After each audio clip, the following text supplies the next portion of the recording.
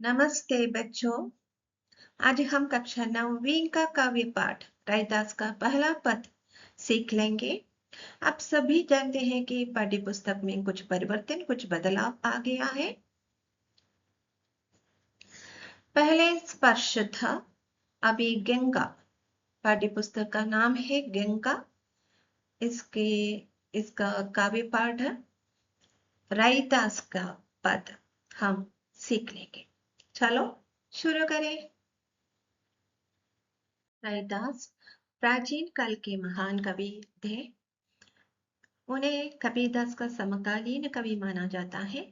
वे 15वीं सदी में रहते थे।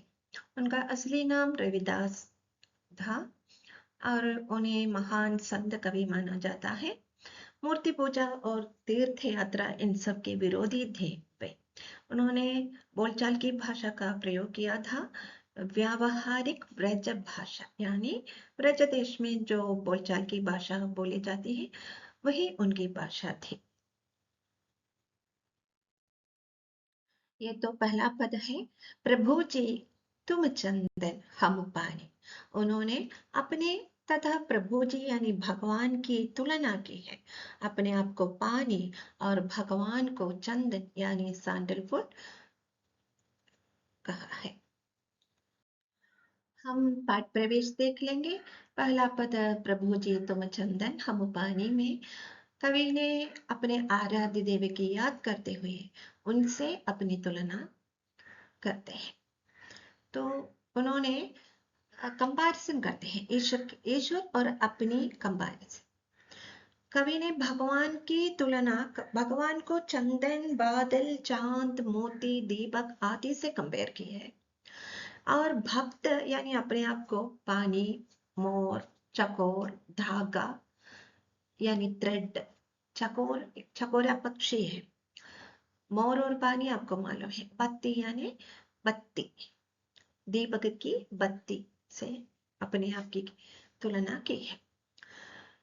कवि कहते हैं कि ईश्वर कहीं बाहर या मंदिर मस्जिद में नहीं रहता, फिर कहाँ है? मनुष्य के मन में, अंगदस में यानी हमारे अपने मन में रहता है।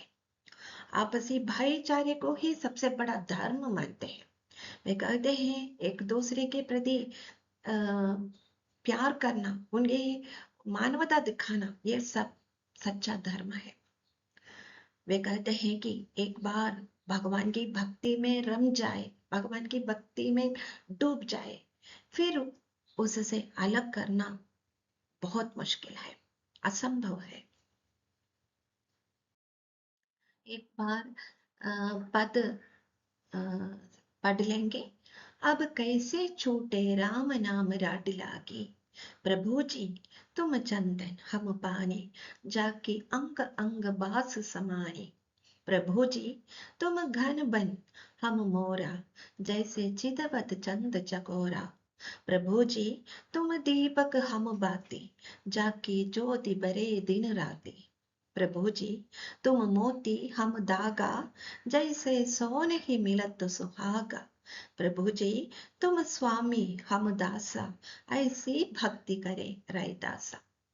जैसे ही आप जानते हैं रैदास दास से भक्ति करते हैं। रैदास की भक्ति दास से भक्ति मानी जाती है।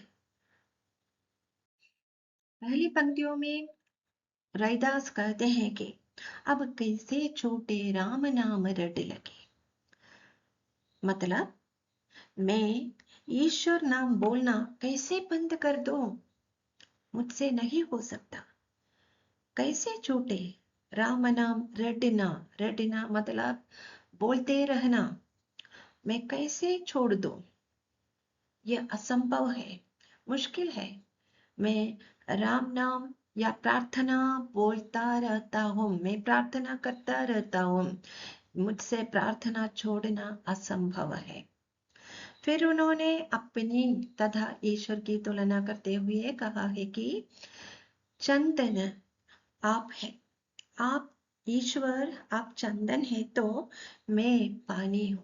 चंदन को पानी में भिगोकर रगड़ने से चंदन का पेस्ट मिलेगा, है ना, चंदन मिलेगा।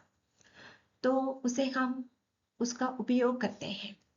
तो क्या होता है, चंदन की सुगंध और चंदन की क्वालिटीज पानी में समा जाता है, पूरे पानी के हर कण कण में समा जाता है। इसी तरह आप चंदन है तो आपकी क्वालिटीज मेरे जीवन में, मेरे मन में आ जाएगी। और जिस प्रकार चंदन की सुगंध पानी की बूंद बूंद में हर कण में समा जाती है या समाहित हो जाती है, उसी प्रकार प्रभु की भक्ति, प्रभु की गुण आदि भक्त के सारे पूरे मन में समा जाते हैं। समझ लिया ना? बहुत अच्छा कंपैरिजन है।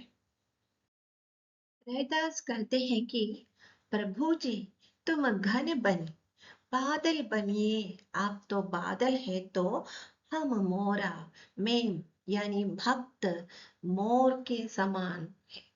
बादलों को देखकर मोर खुशी से नाच उठता है, नाचने लगता है। तो इसी प्रकार मेरा मन आपको देखकर, ईश्वर को देखकर, ईश्वर को पाकर बहुत अधिक आनंदित हो जाता है, खुश हो जाता है। फिर उन्होंने अपनी तुलना चकोरा पक्षी से की है।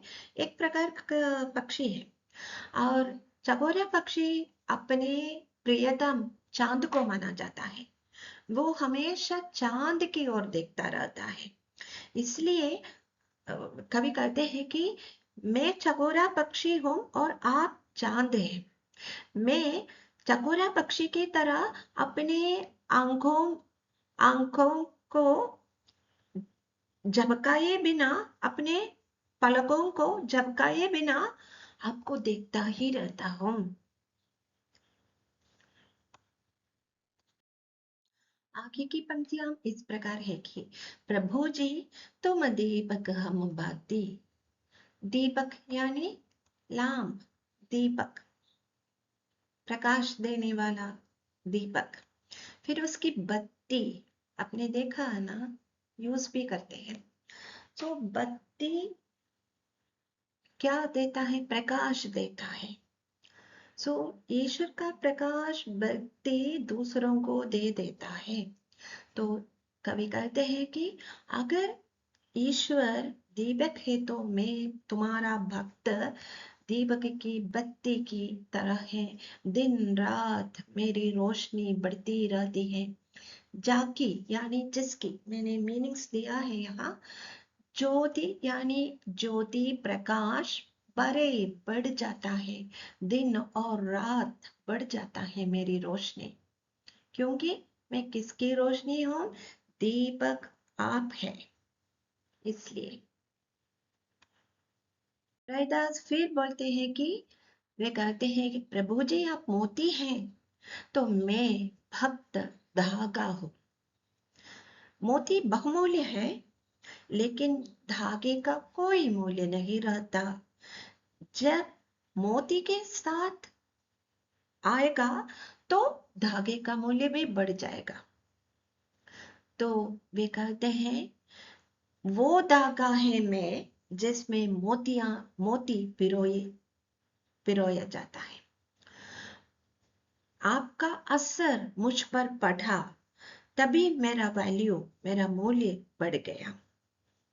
और फिर एक एग्जाम्पल दिया है, मैं भक्त सोना जैसा हूं।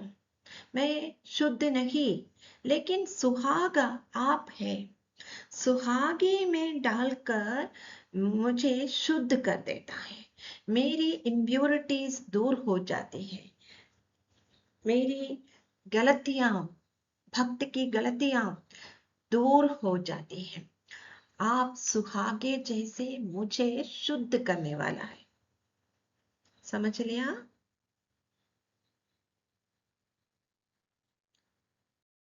अंतिम पंक्तियों में रैदास कहते हैं कि हे प्रभु, हे स्वामी, आप मेरे मालिक हैं और मैं केवल दास हूं। आपका सेवक हो।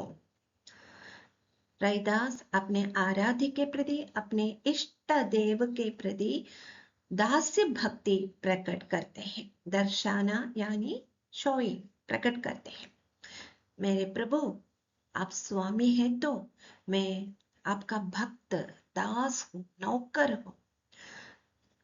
कहा जाता है कि रैदास की भक्ति दास्य भक्ति है। समझ लिया ना आप लोग? ये तो बहुत इजी है और समझने में भी बहुत आसानी है। और आपको पसंद आए तो मेरी वीडियो लाइक करें, शेयर करें, सब्सक्राइब करें, फिर कमेंट्स भी दीजिएगा। धन्यवाद।